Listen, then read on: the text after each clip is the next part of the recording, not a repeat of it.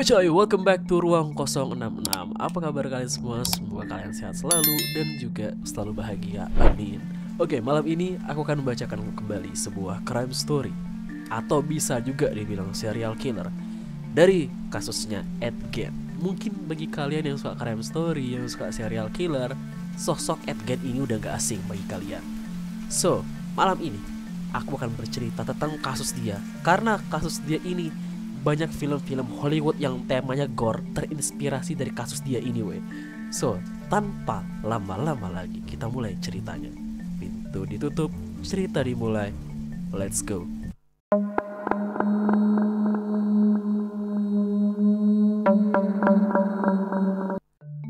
Edward Theodore Gein adalah seorang pria yang lahir pada tanggal 27 Agustus 1906 di La Crosse, Wisconsin.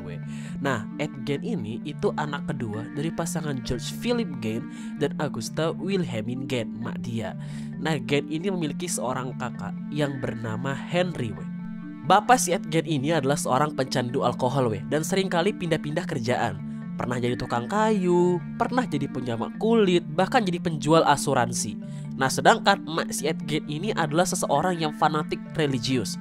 Nah, selama tinggal di La Crosse, ayah Ed Gein ini punya toko kelontong lokal tapi dijual sama dia. Dan akhirnya Ed Gein sama keluarganya dipindah ke daerah yang terisolasi di pertanian seluas 63 hektar. Kalian bayangin juga nih ya, Gein ini cuma meninggalkan pertanian, wilayah rumahnya itu cuma untuk bersekolah doang.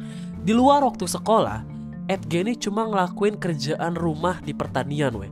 Gein ini anak yang pemalu. Teman sekelas Gein dan juga guru-gurunya mengenal Gein sebagai orang yang aneh, karena dia suka ketawa sembarangan, ngetawain jokesnya sendiri. Pokoknya aneh lah gitu. Emak Gein ini galak kali. Gein ini bakal dihukum sama emak dia kalau ketahuan si Gein ini berteman sama orang lain. Jadi kayak, kau gak boleh berteman sama orang lain ya, kau hidup sendiri aja gitu, kata mak dia. Parah kan? Meski perkembangan Gein ini buruk ya guys ya, tapi dia ini punya prestasi yang cukup baik, khususnya dalam kegiatan membaca. Nah, semuanya berubah ketika bapak Ed Gein ini meninggal pada tahun 1940. Setelah bapaknya meninggal, Ed dan kakaknya Henry ini mulai bekerja sambilan untuk mencukupi kebutuhan hidup mereka. Ed ini juga ternyata sebagai seorang pengasuh. Dia ini lebih nyaman berinteraksi dengan anak-anak dibandingkan dengan orang dewasa. Pada tanggal 16 Mei tahun 1944, Gein ini ngebakar semak-semak dan api ini langsung menjalar tak terkendali kan. Langsung lah bomba datang, pemadam kebakaran datang. Nah, ketika api ini padam, Gein langsung melaporkan kalau saudaranya Henry ini hilang. Dan ketika dicari, ketemulah si Henry ini. Dan ternyata Henry ditemukan dalam keadaan telungkup, dan ketika dicek dia sudah meninggal dunia. Nah, dugaan penyebab Henry meninggal ini adalah pertama, dia gagal jantung karena nggak ditemukan luka bakar di sekujur tubuhnya Henry. Tapi juga ada dugaan dari seorang penulis biografi yang bernama Harold Spencer kalau Henry ini punya memar di kepalanya. Polisi juga memiliki kecurigaan atas kematian Henry ini dan ketika dicek oleh pemeriksa mayat, Henry ini meninggal karena sesak napas. Bapaknya meninggal, kakaknya meninggal. Gein akhirnya hidup sama emaknya Nah, emak Gein ini juga kena penyakit stroke yang ngebuat emak Gein ini lumpuh. Gein ini akhirnya mengabdikan dirinya untuk merawat emaknya ini guys. Tapi tak lama juga setelah itu, emak Gein ini juga meninggal pada 29 Desember 1945. Akhirnya Gein hidup sendiri di dunia yang keras ini Kasihan. Setelah ketiga anggota keluarganya ini gak ada Ed Gein ini tetap bekerja di pertaniannya dan mendapatkan penghasilan dari pekerjaannya sebagai serabutan. Dia ini gak tinggal di rumahnya semua dia tutup, gak disentuh sama dia. Ruang tamu, lantai atas, lantai bawah ditutup sama dia. Nah, tinggal di mana si Ed Gein ini? Jadi si Ed Gein ini tinggal di sebuah ruangan kecil yang ada di dekat dapurnya guys. Loh, sekarang udah kita ngebahas tentang teori keluarganya kan, tentang hal keluarganya. Mana kasusnya? Nah, ini sekarang kita masuk ke inti dari story malam ini. Tapi please, gunain akal sehat kalian dan tetap berpikir positif ya guys ya. Let's go.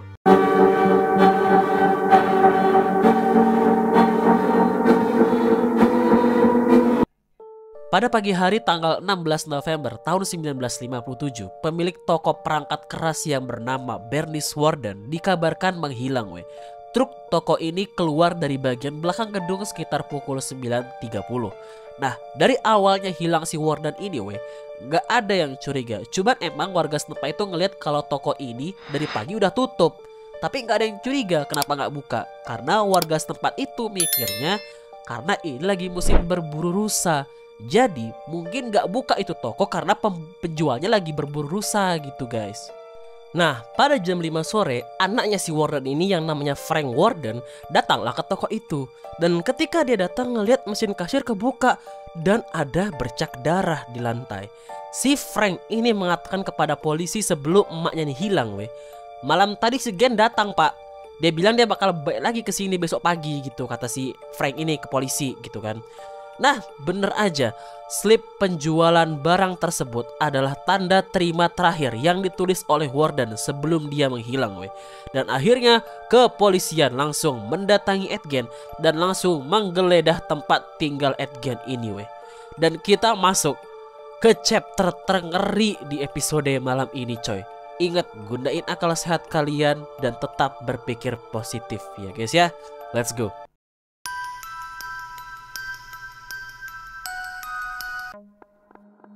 Oke, ini gua agak slow ya ngomongnya karena bagian ini cukup ngeri guys ya. Nah, ketika polisi datang ke tempat tinggal Gen ini polisi menemukan hal yang sangat-sangat mengejutkan dan sangat-sangat brutal. Polisi menemukan palanya Warden udah di-cut dari tubuhnya Warden juga digantung terbalik dengan kaki di bagian atas, kalian bayangkan. Warden ternyata ditembak dengan menggunakan senjata kaliber 22 dan langsung dimutilasi oleh Edgen setelah ditembak. Dan yang lebih gila lagi kalian tahu, polisi menemukan lebih dari 1 lusin hal-hal brutal yang dilakukan Edgen di rumahnya ini Aku sebutin beberapa aja ya. 1. Tulang dan pecahan manusia. Yang kedua, tempat sampah yang terbuat dari kulit manusia. Yang ketiga, ada tengkorak di ranjang. 4. Mangkok dari tengkorak. 5. Lejeng dari kulit manusia. 6. Topeng dari kulit manusia. 7. 4 hidung. 8. Dan masih banyak lagi Ketika ditanya oleh kepolisian, Ed mengatakan sekitar tahun 1947 sampai 1952 dia ini udah ngelakuin 40 kunjungan pada malam hari ke kuburan dalam keadaan kayak linglung atau kayak gak sepenuhnya sadar gitu. Nah, dari 40 itu 30 kali dia kesana gak ngelakuin apa-apa dan kayak jalan biasa aja gitu. Tapi pada kesempatan lain, Edgen ini menggali kuburan seorang wanita parubaya yang dia duga mirip sama emak dia dan mayatnya langsung dibawa pulang guys.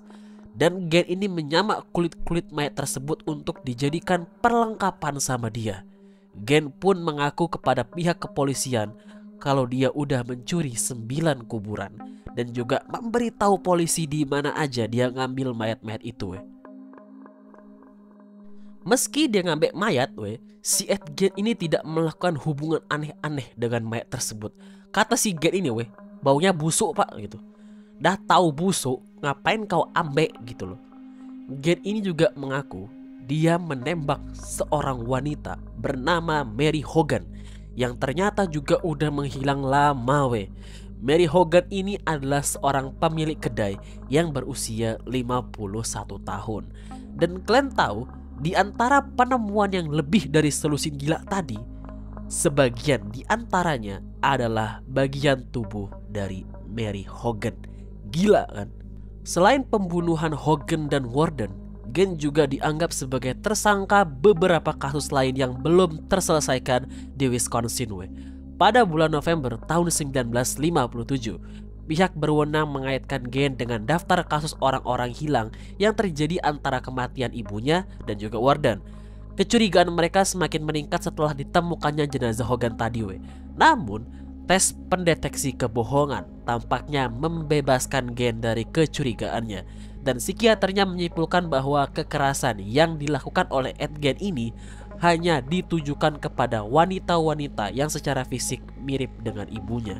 Pada tanggal 21 November tahun 1957, Gen didakwa atas satu tuduhan pembunuhan tingkat pertama di pengadilan Kabupaten Waus-Hara, di mana dia mengaku tidak bersalah dengan alasan kegilaan. Dan ketika didiagnosis, Gen ini ternyata menderita skizofrenia dan tidak layak untuk diadili. Akhirnya, Gen dimasukkan ke Rumah Sakit Pusat Negara untuk pidana gila. Gen pun akhirnya menghabiskan sisa hidupnya di rumah sakit jiwa tersebut dan meninggal di Institut Kesehatan Mental Mendota karena gagal nafas akibat kanker paru-paru pada tanggal 26 Juli 1984 pada usianya 77 tahun.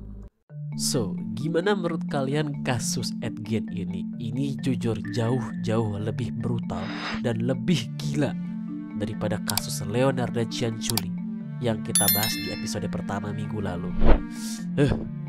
Coba gimana menurut kalian, komen di bawah. Tapi tetap gunain akal sehat kalian dan juga tetap berpikir positif ya guys ya. Oke, sampai sini aja dulu episode keempat malam ini.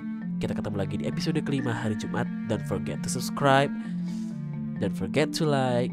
Sampai jumpa di episode berikutnya. Oke, aku pamit dulu. Cerita selesai, pintu dibuka. Bye bye guys, good luck.